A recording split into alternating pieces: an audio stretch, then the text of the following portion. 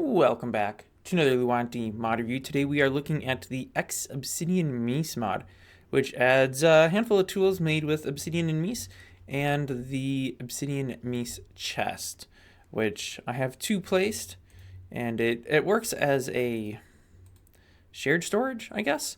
So anything you place in this chest will be available in this chest, which is handy if you like to, I don't know, travel around or something, because can I break this by hand? I probably can't. Can I break it with a shovel or a sword?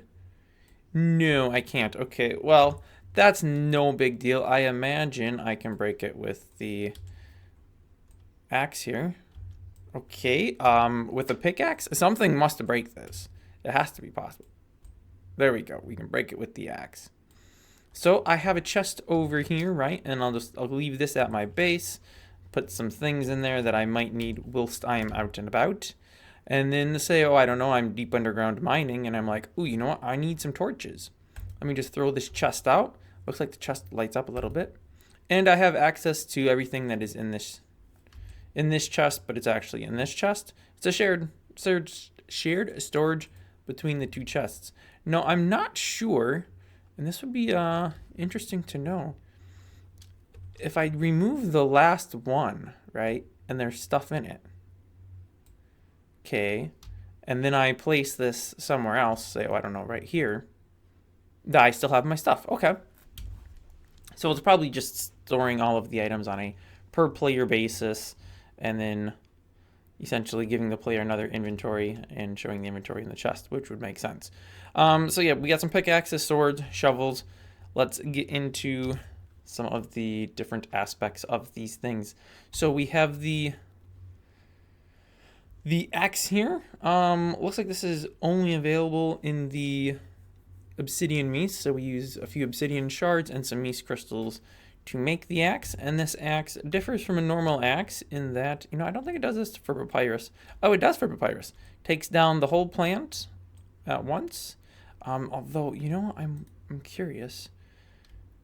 Now that I destroyed all of it, let me go grab one of these, and let's leave the bottom node down. Does it only go? Yes, it only goes from the top up. So if we try with a tree here, looks like it took the whole tree out above that node. If I do the same here, it takes the whole tree out above the node that you are pointing at. So if we, for whatever reason, wanted to leave the bottom chunk of this tree here, we could do that. I don't really know what the reasoning behind that would be, but hey, it's an option if you ever find yourself needing to do that. I don't know why you would want to. Also, beautiful graphics effects, but we're not here for that. That has nothing to do with the mod. Yeah, that's pretty much the axe. It chops down whole trees. I don't know. I suppose I should check this. What if I hold sneak? Nope, it still takes the whole tree down. So if you did want to just remove one, that is going to be an issue. Using this axe at least. No, I can't jump high enough. This is sad. I want it to be on top of it and place a whole bunch. Okay, so say I put some of my own trees out. That's probably a bit high to be, but we're fine. We're fine. Okay, so now if I chop this, do I get the whole stack? I do. Okay. So that's probably worth noting if you are building a house and you're using tree trunks for the corners, and then you use this axe to take one out, it's going to take the whole corner out. So just to be aware of that. Moving along, we have the shovel we will look at next. So still, same kind of thing. We're using obsidian shards instead of sticks, and we're using Mese crystal, as Mese crystal for a shovel. And of course, it digs, like you would expect from a shovel. But also, when you use the, in my case, it's right click, but it would be the secondary action. If you have it set up to some other key than just right click, you can make pathways. Now, if there's a plant growing on top of the dirt, it doesn't work, so you have to remove the plant first, which, I don't know. It's slightly annoying, I think, because then you accidentally dig the whole node out because the shovel digs so fast. But yeah, you get path nodes. We should find out, though, what happens when we dig a path now? Do we just get the normal dirt, or do we? Yes, we do. Okay. And then, so obviously, if we got normal dirt when I place it out, it'll be normal dirt again, and I'll have to convert it back to a pathway if I want a pathway. Good to know, because you might make something a path and then realize, oh, you know what, I don't actually want that a path. All you have to do is dig it and replace it, and it won't be a path anymore. So I can do that, and I can have a 2-wide path. Very nice, very nice. This works on, obviously, the, whatever the dry dirt here is called, normal dirt, permafrost, jungle dirt. I want to say sand as well, but I don't. Oh, wait. There's some sand up on the top of this hill. Okay, well, let's. Yep, works on sand, works on that. The jungle grass is too far away, but it works on that too. It works on most grasses. I would assume it would also work on just normal dirt. Let's find out real quick. Oh yeah, just normal dirt it'll work on too. Honestly, it looks like it might be, no, it is a little bit different. We got some stones in those, whereas the grass has some little planty bits in it. So we have that. Let's see, moving right along. Let's take a look at the, do I only have this in the Mies as well? I only have this in the Mies as well. Okay, perfect. Let's go ahead and take a look at the Mies hose. So, standard hoeing, right? Well, not quite, because if you do a path, it looks like it's 4 long. Now, if I had some seeds, I believe I could plant a whole row of seeds too. So let me just, I don't know, take 99 of these. Now, I don't know if that needs to be in a specific inventory slot. Doesn't look like it. It looks like it pretty much just needs to be in your inventory, and it'll plant the seeds. Now, of course, I'm a little high up there for those seeds to probably actually ever grow, but these will work. So we have that. And then I read this. I'll have to grab a bucket real quick. If you take a bucket with water, we'll just take one already filled with water, because why not? And fill that here. Then I'm supposed to be able to, how is this supposed to work? I thought this is what it said. So let's go back to the hoe here. It says, oh, actually, no, it doesn't say it. We'll plow 5 blocks in the direction. I'm reading this off of the notes. So let me find a spot that doesn't have any grass in it. Here we go. 5. 1, 2, 3, 4, 5. Yep, I did 5. Right click, secondary use will place 5 seeds. Yep, we did that. Additionally, if you dig a hole 1 block deep, drop bucket, item from inventory. Oh, my bad. So the bucket needs to have the water in it. So if we drop this in the hole and then we punch it with the hoe, there we go. Did it give me the bucket back though? It might be sitting in the hole. There is no bucket in there. So you lose the bucket. But it does do the whole area around it. It doesn't populate it with the seeds though. So then you still have to go through and manually do all of the planting. I don't know. I guess it has its advantages. I feel like it would work a little better if it kicked out the plants here, but I suppose the mod wouldn't know if this is, I mean, technically it would, if this is a plant that's desirable or not. Maybe you want that grass for some reason. I don't know. Okay, moving right along. I'm glad it's getting dark because that gives us the perfect opportunity to look at the pickaxes. Not that it really needs to be dark because I can just go underground to do this. So it wouldn't even matter. Just give me a bunch of torches, pretty please. I don't remember which of these 2 pickaxes is which, so better pull that back up. We have the Obsidianmese pickaxe, very durable and versatile pick for long mining. And then we have the engraved version, but it's diamond. Okay. whatever.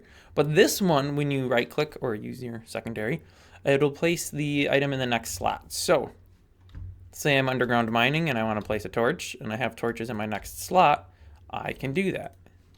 I suppose if we're going to pretend to be mining, we could actually do some mining. We're going kind of slow because we're through sand here.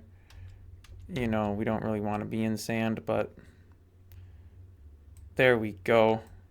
So is life sometimes. We're dropping the whole stack of sand with it, I guess. Not really what I wanted to do, but that's fine. Here we go. You'll notice we get some little swoosh effects. That's kind of cool. I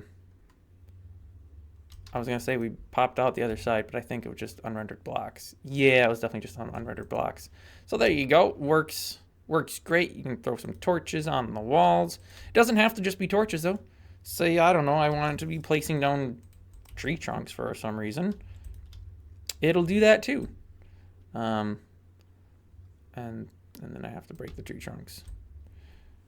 Again, we're getting those little swoosh effects. I think that might actually have something to deal with attacking animals. Or I should, I guess, just say mobs. They don't necessarily have to be animals. I need to get out of this hole, though. Excellent, excellent. And then, yeah, so just the more durable. It looks like it goes a little faster through the sand than the last one did. It's kind of really dark, so I need to put a... come on, I'm not deep enough, so I'm out of the sand. Fine, we'll try this. Does it look like it's any faster in the stone? Hard to say. It could be. I don't really know. And I don't think I have enough logs to get out of this. Oh, well, we're all right. We're all right. Okay, sweet. All right, so those are the pickaxes. And then, well, you know, you got to have the Mies apple, right? Restores full health. I'm not at full health, but now I am. Jumping off of that long tree trunk that I planted kind of did me in for a few health points. And then we have the swords. Now, the swords are pretty sweet. I was playing around with these earlier. Just trying to figure out how they worked. And let me tell you. This one here, the Obsidianmese sword engraved. Craft recipes real quick. It's just the same for both, other than switching between obsidian, or between diamond and Mies crystals. So the Obsidianmese sword, just, you know, normal sword, you punch things with it. I suppose I could put some things out, huh? Well, lucky, I have some tree monsters. Oh no, these tree monsters are attacking me. That's some pretty decent knockback. Not too surprised about that. Oh no, the fearsome tree monster. It seeks to do me great bodily harm. But he's been vanquished, thanks to my trusty sword. But you know what?